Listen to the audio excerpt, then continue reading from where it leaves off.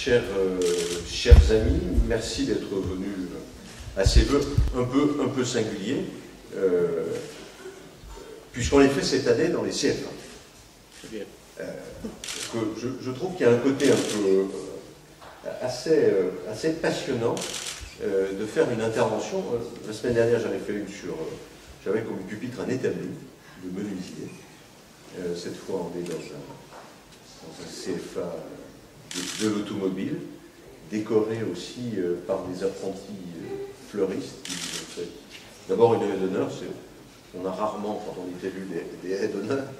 Enfin bon, cette fois, voilà. Et je voudrais d'abord les féliciter, saluer. Je crois que la Chambre de commerce faisait aussi ses vœux, mais elle devrait nous rejoindre.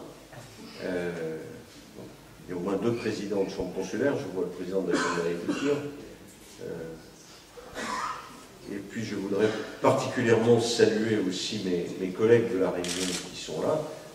Bernard Mordazo qui vient partout cette fois puisqu'il est le responsable de l'apprentissage. Merci Bernard.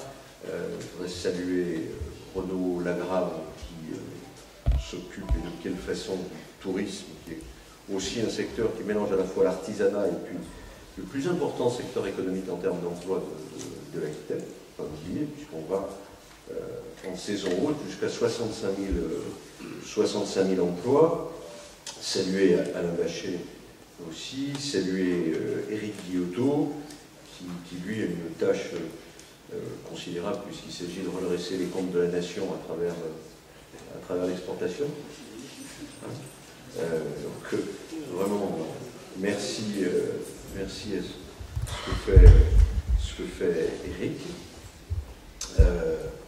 Je ne sais pas s'il y a Florence Delaunay qui est là. Il me semble que j'oublie du monde. Pourtant, on m'avait mis une liste avec des photos, mais je crois que voilà, que j'ai oublié. Je ne sais pas si j'oublie encore d'autres personnes. Je voudrais saluer monsieur le maire d'Assouradour, le premier vice-président et ses collègues. Voilà, je ne sais pas si j'ai oublié du monde. En tout cas, chers amis, merci d'être venus. Stéphane n'est pas... Il devrait arriver. Hein, voilà, Bérénice, pardon. Voilà. Merci d'être là dans cette cérémonie des vœux que l'on fait à travers l'ensemble de l'Aquitaine, ce qui vise pas simplement à démontrer que le Conseil régional ne recrée pas une forme de centralisation bordelaise, après l'éternelle centralisation parisienne. Madame le maire, et chers collègues, et puis cela nous permet aussi de faire un peu le tour des actions dans une compétence qui est une compétence essentielle et qui croise à la fois les problèmes économiques de la région et ceux de la formation. J'ai souhaité d'ailleurs que cette année 2013 soit pour la région l'année de la formation. Je sors d'une région sur le pôle aéronautique à la préfecture de région où on a évoqué le problème à la fois des besoins en compétences et des besoins d'emploi des entreprises aéronautiques, grandes ou petites, et puis en même temps le difficile dialogue que notre pays entretient entre 2 secteurs aussi importants qu'est le secteur de l'entreprise, quelle qu'elle soit, d'ailleurs grande ou petite, et quelles que soient les filières, avec le secteur de la formation. Et le souci de la région, dans ce domaine-là, est bien d'essayer de décloisonner ces deux secteurs, de faire en sorte qu'ils puissent se parler, anticiper les mutations professionnelles et les mutations économiques. Faire en sorte, là où cela est nécessaire, de transformer un boulanger, quelqu'un qui travaille, je cite des cas précis, dans un abattoir, quelqu'un qui vient d'un autre métier, dans les métiers qui se développent aujourd'hui dans notre Aquitaine. Essayer de faire en sorte aussi que des filières nouvelles se créent dans notre région. Ce n'est pas dans le département des Landes que je ne vais pas être entendu, qui est le département où la croissance industrielle est peut-être sûrement même une des plus fortes d'Aquitaine. Peut-être plus au sud, au nord du port de Bayonne, mais en tout cas, je note avec beaucoup de plaisir que le département des Landes est un des départements qui a, entre le conseil régional et le conseil général, une relation instantanée, rapide, sur les dossiers économiques. J'en veux pour preuve ce que nous avons fait ensemble après la tempête, ce que nous faisons encore, à la fois pour faire en sorte que l'État et l'Europe continuent sa solidarité pour replanter le massif, et donc derrière, développer les usages du bois, mais ce que nous faisons aussi autour du port de Bayonne, en accueillant de nouvelles entreprises, ce que nous faisons pour essayer d'innover. J'ai toujours en mémoire, et je la cite toujours, qu'elle m'excuse et que vous m'excusiez, l'entreprise de Pyrénex de Saint-Sevet, qui est pour moi un des plus beaux exemples du départ d'une entreprise des plus traditionnelles, avec les métiers de la mode, et qui aujourd'hui, je crois, doit avoir plus de 170 emplois, ou quelque chose comme ça, parce qu'à un moment donné, le chef d'entreprise a eu l'idée d'introduire du design et de transformer les vieilles couvertures en doudoune ou en autres produits particulièrement prisés par l'ensemble de notre population et qui en même temps exportent beaucoup. On le dit souvent à la région, il n'y a pas de secteur qui ne soit pas promu à l'avenir. Il y a des secteurs qui n'innovent pas, il y a des secteurs qui sont un peu conservateurs, et il faut que nous puissions regarder l'avenir. Et je pense que dans ce domaine-là, les collectivités locales, et singulièrement la région, avec ses partenaires consulaires, ont un rôle important. Parce que essayer de dessiner l'avenir, de préparer l'avenir au niveau industriel, est-ce qu'il y a dans cette période, la période que nous vivons, un projet à la fois plus passionnant, plus exigeant et plus indispensable. Plus passionnant parce que quelque part, qu'on le veuille ou non, dans cette compétition internationale que nous vivons, il faut qu'on soit les meilleurs. J'avais tout à l'heure une interview avec un journaliste ou une journaliste de Libération sur c'est étonnant qu'un conseil régional prenne l'initiative de créer un cluster sur les drones. Pourquoi avez-vous fait ça? Alors peut-être est-ce notre histoire aéronautique de l'Aquitaine, mais c'est surtout parce qu'il y a cette volonté de se dire quel sera l'avion de demain et comment, à partir de nos technologies, on peut développer une filière d'avions sans pilote. D'avions sans pilote qui va permettre de surveiller les feux de forêt, qui va permettre de surveiller les infrastructures, qui va permettre de surveiller le trait de côte, qui va permettre de surveiller les pollutions, qui va peut-être permettre demain de survoler le Tour de France d'une manière moins coûteuse que des hélicoptères. Il y a derrière ces technologies ce que nous faisons sur l'optique et les lasers, et ce que nous faisons en parallèle aussi pour moderniser nos activités traditionnelles, comme le tourisme, mais Renaud pourrait mieux en parler que moi. Comment on va rénover nos capacités d'hébergement sur la côte, comment on va permettre aussi aux employés des restaurants, des hôtels, de l'ensemble des activités économiques, de pouvoir loger leurs employés sur le site, parce que le coût du foncier est énorme. Être à la tête d'une collectivité publique, c'est un peu être un ensemblier. Et en même temps, être à l'écoute de ce qui bouge. Et il est vrai que ce qui bouge, c'est plutôt, surtout, dans le domaine des technologies qui certes me passionnent, mais qui aussi nous ouvrent des perspectives qui sont très intéressantes. Moi, lorsque j'ai assisté à la démonstration des drones ou de l'essaim de drones avec le SDIS des Landes, de penser que c'est une petite entreprise d'Aquitaine qui a travaillé avec un des grands laboratoires nationaux, l'INRIA, pour réfléchir à un essaim de drone intelligent, de telle sorte que les pompiers et les sapeurs-pompiers plutôt puissent mieux suivre la lutte contre l'incendie, c'est s'imaginer que demain, c'est un marché sur lequel l'Aquitaine sera visible, non seulement à l'échelle européenne, mais à l'échelle mondiale. Bien sûr, on est en compétition avec les États-Unis, mais il faut que nous soyons capables de développer ces technologies. Et dans ce cadre-là, j'y reviens, la formation est un élément essentiel. Je disais,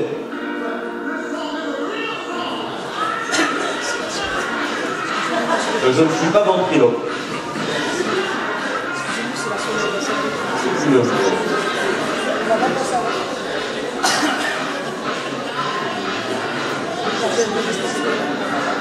Ça, c'est la fin.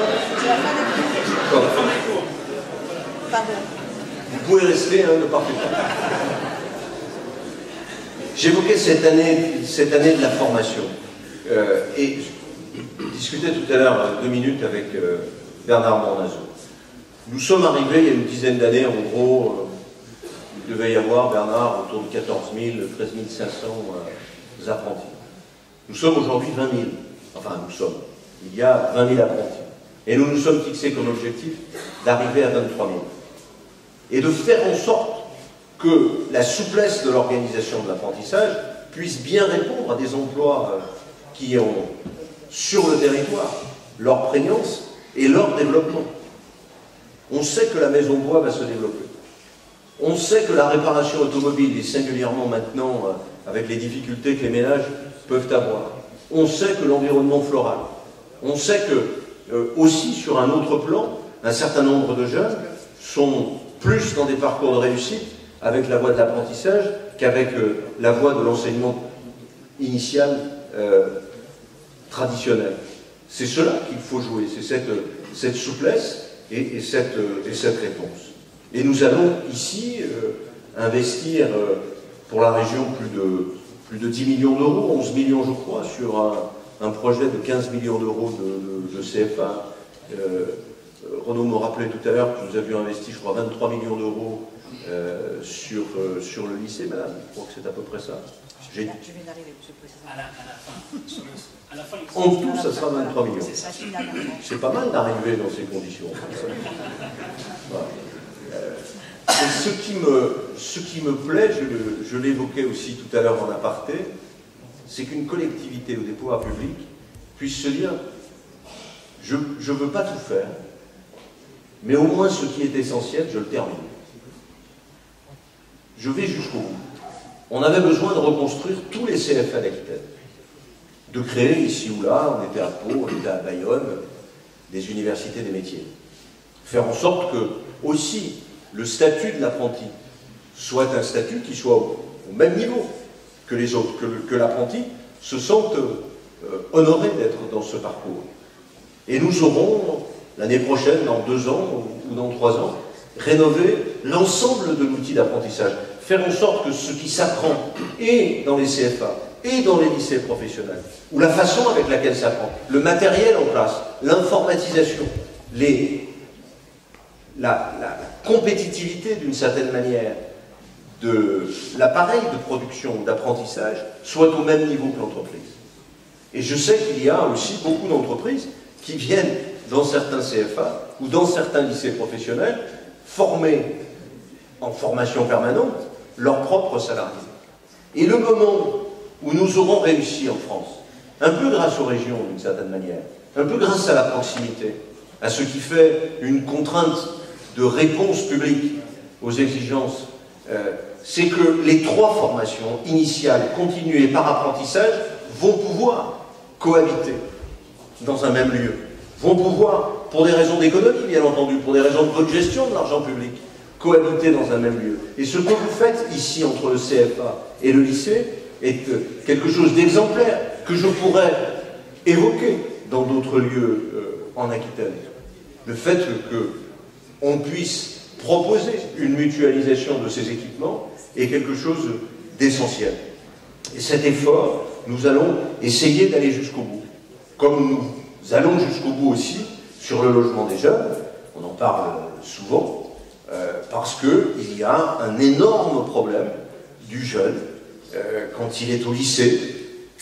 Quelles sont les cités lycéennes? Parfois, certains jeunes ont plus de facilité à poursuivre leurs études quand ils sont logés dans le lycée, pour des raisons familiales, pour des raisons de proximité avec l'outil pédagogique. Et puis ensuite, après, quand on est apprenti, quand on est étudiant, quand on vient se former pour 15 jours ou 3 semaines, sur des parcours professionnels relativement courts, essayer de se dire comment une région, aujourd'hui, vous nous arrêtez souvent, c'est l'heure de la pause du repas. ça c'est le repas.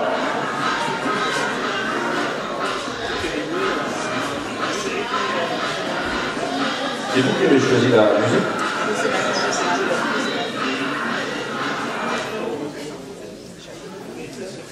C'est bon, hein? Prochain coup, on chante ensemble. Je pense que ça sera 21h. Voilà. Donc j'essayais d'évoquer un peu la stratégie de la région.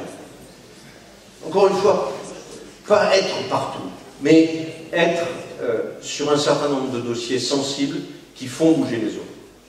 Aujourd'hui, tout le monde sait que le taux de chômage des jeunes, la difficulté liée à l'égalité des chances, selon que l'on est un peu éloigné d'une grande ville, selon que l'on est dans un milieu socialement modeste, entouré de parents qui n'ont pas forcément la connaissance de l'ensemble du dispositif de formation. Comment les pouvoirs publics peuvent-ils lever les obstacles techniques à cette poursuite des études? Il y a aujourd'hui, à la fois ce que l'on entend dit par les gouvernements et le nôtre aujourd'hui, ce décrochage scolaire et universitaire. Il y a des difficultés matérielles des parents pour envoyer leurs enfants poursuivre leurs études à Bordeaux.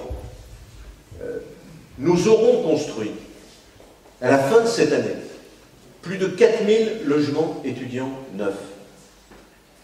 L'Aquitaine a construit dans l'année la plus forte, c'était en 2009, je crois, 30% du logement étudiant neuf de France. Et il faut que nous couvrions la totalité du besoin des jeunes, du moment où ils sortent du collège jusqu'au moment où ils trouvent du travail. Y compris pour les jeunes travailleurs. Je ne sais pas si la loi de décentralisation nous confiera cette responsabilité. J'aimerais, avec les moyens, bien entendu, qui vont avec, mais essayer de faire en sorte que les choses soient extrêmement précises. La jeunesse, et Stéphane a cela en charge, même si c'est un peu pas toujours facile, mais en tout cas, essayer de prendre le jeune dans son intégrité, y compris dans sa mobilité. Aujourd'hui, on sait très bien que si l'on veut avoir un métier, il faut choisir sa formation. Reconstruire le service public de l'orientation.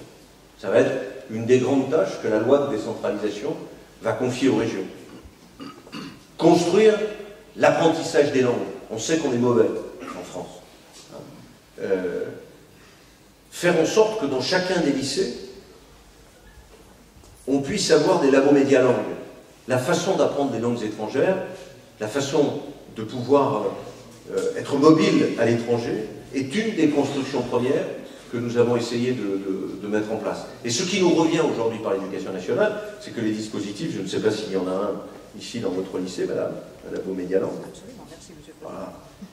Non, pas merci, mais simplement, ce qui est important, c'est de nous renvoyer si ça marche ou pas. Moi, j'ai des souvenirs, et je suppose que les amis qui sont ici doivent l'avoir, de ces casques sur les oreilles quand on était dans les labos langues.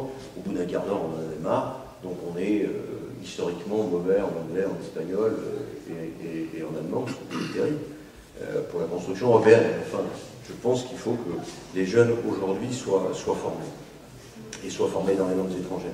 Donc prendre le problème des jeunes dans leur intégrité, dans leur totalité, et y compris dans l'insertion professionnelle. J'ai signé il y a quelques mois de ça avec le rectorat une action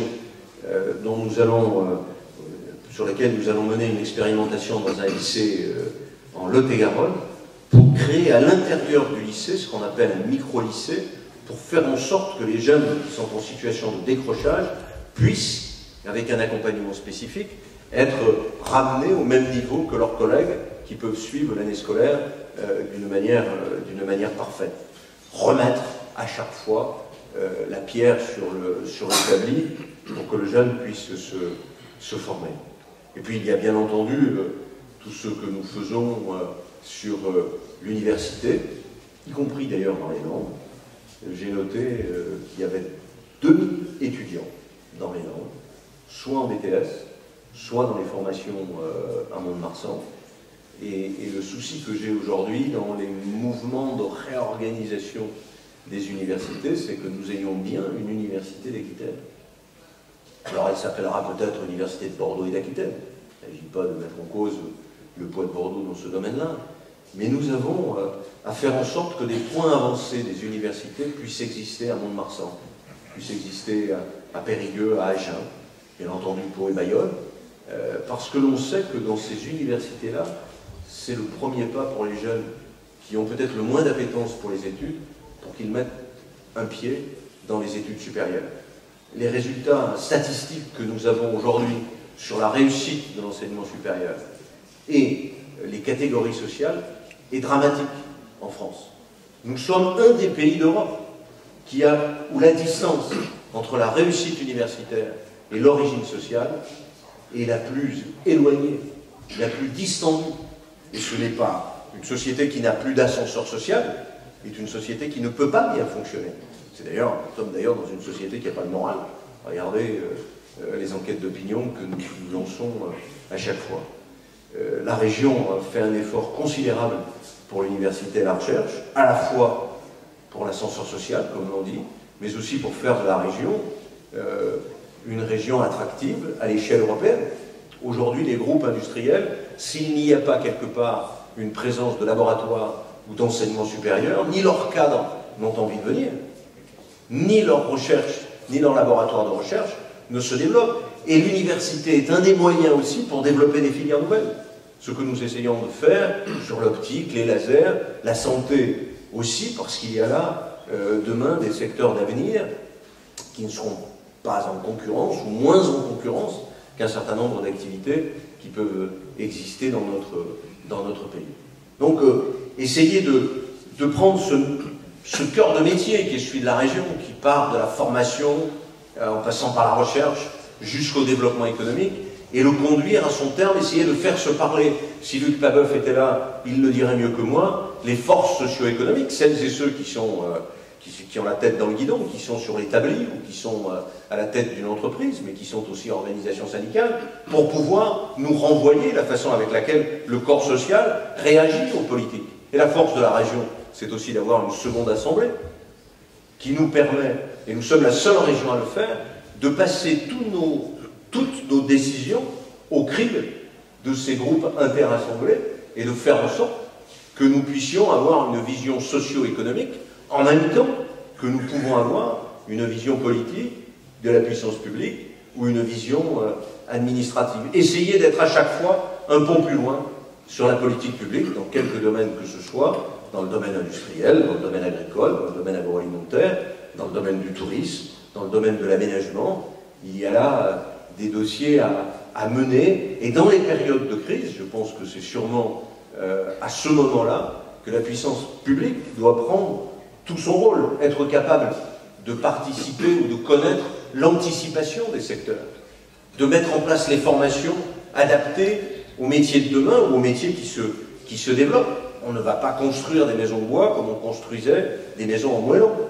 On ne va pas développer l'usage du bois comme biocarburant, comme on pouvait le faire en transformant le bois simplement en pâte à papier. Il y a des métiers à préparer, et à partir du moment où on préparera ces métiers, on attirera les entreprises qui vont avec. Le rôle de la puissance publique, j'y crois énormément. J'y crois parce que quand on dit qu'un certain nombre de pays, je pense notamment aux États-Unis, à l'Angleterre, les pays que l'on dit libéraux, c'est là où peut-être l'intervention publique est la plus forte. La journaliste tout à l'heure sur le secteur des drones et l'initiative qu'on a prise sur les drones me disait, mais est-ce que vous savez si les États-Unis interviennent comme vous le faites? Bien entendu, parce que les États-Unis, d'une certaine manière, à travers les dépenses du Pentagone, de l'armée, interviennent massivement pour l'industrie civile, et on aurait tort d'être naïf, d'une certaine manière, dans ce domaine-là. Donc des secteurs entiers à développer, des secteurs nouveaux, de la même manière que les secteurs traditionnels, que ce soit le bois, que ce soit les activités agricoles ou agroalimentaires, sont aussi à constamment moderniser pour arriver à un meilleur développement, le développement durable. Bon, je sais qu'il provoque parfois quelques irritations ici ou là. Moi j'y crois parce que c'est aussi une source d'activité nouvelle, une source d'emploi. Les artisans du domaine du bâtiment le savent bien. Aujourd'hui, installer des capteurs solaires, mieux isoler la maison, développer des systèmes de chauffage différents, c'est un nouveau métier et on ne fera rien d'ailleurs en matière de développement durable si tout le secteur artisanal ne s'y convertit pas d'une certaine manière. Donc je compte beaucoup sur ce qui est la première entreprise de France, d'une certaine manière, qui est le secteur de l'artisanat. Et puis la région, c'est aussi, après la formation, après le développement économique, c'est aussi les grandes infrastructures. Dire un mot quand même sur la future ligne à grande vitesse, sur laquelle la région milite beaucoup, au risque parfois de petites étincelles lorsque je descends un peu plus bas le mont de Marsan.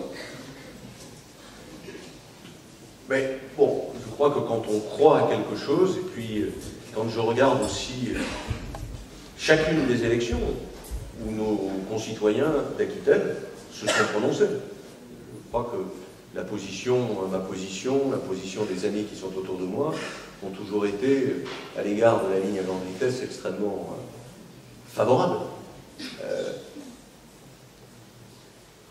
Cette ligne, en matière de révolution des temps de transport, je crois qu'on la sous-estime. Moins peut-être dans la relation que nous aurons avec Paris que la relation que nous aurons avec l'Espagne. Quand on regarde l'économie des temps, certes on va gagner 1 heure pour aller à Paris, on va gagner 1 heure pour aller à Toulouse, mais on va diviser le temps par 3 pour aller en Espagne. La liaison entre Bordeaux et Madrid aujourd'hui, c'est entre 11 à 14 heures. Demain, ça sera 4h30. La liaison entre Bordeaux et Bilbao aujourd'hui, c'est 8 heures. Demain, c'est 1h30 ou 1h40. C'est-à-dire 2 fois moins qu'en voiture.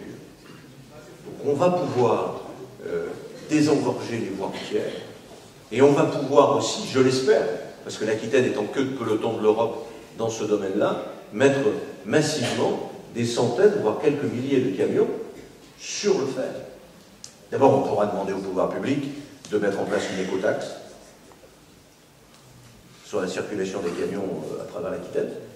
Ensuite, on va pouvoir libérer les sillons nécessaires pour faire passer des trains de fret à partir de Tarnos, enfin, je ne sais pas, à partir du sud des Landes ou du Pays Basque, de telle sorte qu'il puisse y avoir une ligne directe jusqu'à Dunkerque ou jusqu'au Grand Port. Et quand on regarde, pour ceux qui la fréquentent, même avec la mise à 3 voies de la Nationale 10, la future autoroute, on va avoir de toute manière des engorgements avec les difficultés de pollution, les risques d'accident qui vont avec. Donc je crois qu'il faut qu'on continue de foncer. Alors il y a des hésitations. Il y a aujourd'hui au niveau du gouvernement une réflexion sur des choix à faire, bien entendu. Tout a été accordé à un moment donné. Et on a refusé de fixer des priorités. Et c'est le moment où l'Aquitaine doit être encore plus déterminée et afficher son unité sur ce dossier. Parce que c'est le moment où on est en compétition avec d'autres sites, en France, comme en Europe. Et puis on cherche aussi de la part de l'Europe des dossiers de relance. On sait que le bâtiment, on sait que les travaux publics sont des fabuleux éléments de relance. Même si on anticipe, comme disait le président de la République lorsqu'il est venu en Gironde il y a quelques jours, même si on anticipe nos investissements. Et nous aurons aussi, à travers ce dossier, la possibilité de rapprocher les Aquitains les uns des autres. Puisque nous allons pouvoir faire circuler sur cette ligne à grande vitesse des TER à grande vitesse. Ce qui va permettre que chaque Aquitain soit en gros à 1 heure de distance les uns par rapport aux autres. Que de Bordeaux à Bayonne, de Bordeaux à Pau, de Bordeaux à Agen, ça sera moins, ça sera 35 minutes. Mais on est là dans des gains de temps qui font que ça intéresse tout le monde. Celui ou celle qui veut aller voir ses petits-enfants, l'enseignant qui veut, ou l'étudiant qui veut aller suivre un cours. Il y a là des possibilités assez fortes de développement et de rassemblement de l'Aquitaine. La LGV, c'est une façon de rassembler l'Aquitaine, et c'est une façon aussi de ne pas hypothéquer l'avenir. Imaginons si nous laissions ce dossier aller, imaginons ce qui se passerait avec l'étalement urbain dans 20 ans, la complexité qu'il y aurait pour trouver les sillons qui vont bien pour réaliser cette infrastructure, sauf à vouloir être desservi par un système d'avion, je crois que c'est pas là, à l'échelle interne de l'Aquitaine, c'est pas la solution. Donc nous aurons demain, dans nos relations à l'Espagne, une vraie révolution. Nos relations aussi avec Midi-Pyrénées, parce que le rapprochement va se faire d'une région à l'autre.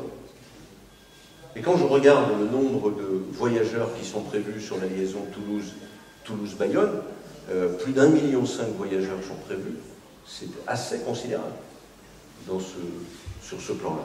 Donc un chantier que porte la région en même temps qu'elle porte aussi l'ensemble des voies traditionnelles qui n'avaient pas été rénovées en leur temps et qu'il nous faut en même temps qu'on développe les services, développer ces voies.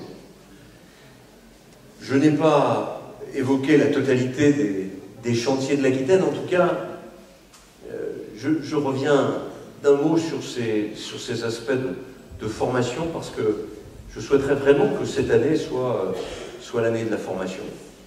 Je donne un autre exemple qui est venu comme ça il y a quelques mois après réflexion et qui est l'inquiétude de beaucoup de maires, notamment des maires ruraux, avec la déprise médicale. Quel est le rapport entre la déprise médicale et la formation? Aujourd'hui, quand je regarde ceux qui préparent leurs études de médecine, c'est le Bordelais ou la Bordelaise, de milieu, de catégorie sociale, cadre plutôt. Comment voulez-vous que ces jeunes viennent s'installer en milieu rural s'ils n'y sont pas nés? Il y a quelque part quelque chose d'évident que l'on avait peut-être oublié, et il faudra demain, je pense, que nous puissions, sur nos projets de formation, et notamment de formation numérique, que nous puissions développer une université numérique d'Aquitaine. La Bretagne expérimente, nous l'expérimentons aussi. Le Canada et le Québec, avec lesquels nous sommes jumelés, l'expérimentent aussi. Mais quand, si vous connaissez des jeunes qui ont préparé leurs études de médecine, la première année, ils préparent le concours sur un écran, même à Bordeaux. Pourquoi on ne pourrait pas le préparer à Mont-de-Marsan ou à Pau? Alors, il faut aussi qu'on organise l'accompagnement des élèves, parce qu'aujourd'hui, c'est à la fois les cours traditionnels et puis il y a toujours des cours, un suivi à côté. Je pense que le corps médical, dans ces villes, pourrait donner un coup de main. Mais en tout cas, il faut qu'on prenne nos problèmes d'aménagement du territoire nous-mêmes et qu'on s'interroge aussi. On ne peut pas simplement se plaindre qu'il n'y a pas de médecins dans les zones rurales ou qu'il y a une réelle déprise médicale, comme en banlieue d'ailleurs, si nous ne réfléchissons pas aux causes. Alors certes, il y a les conditions de vie, la volonté d'être à côté d'un lycée ou d'un collège, la volonté d'être à côté d'un hôpital, mais tout le monde sait très bien qu'à partir du moment où on est né quelque part, comme dirait Brassens, on a un peu plus envie d'y revenir. Alors il n'y a peut-être pas le tropisme, comme les Basques l'ont, de revenir au pays, mais moi je suis persuadé que si on permet à toute la jeunesse d'Aquitaine d'avoir une ouverture complète sur l'ensemble des études supérieures, regardez ce que nous avons réussi à faire avec l'Institut d'études politiques de Bordeaux. Aujourd'hui, il y a des élèves des Landes, du Lot-et-Garonne, issus non pas d'enseignants, de milieu enseignant, qui préparent et réussissent l'entrée à Sciences Po. Et demain, c'est les cadres qui resteront en Aquitaine. Comment fabriquer l'élite de demain?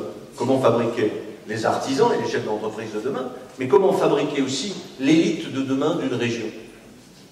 Et c'est une réflexion auquel il faut qu'on s'attelle.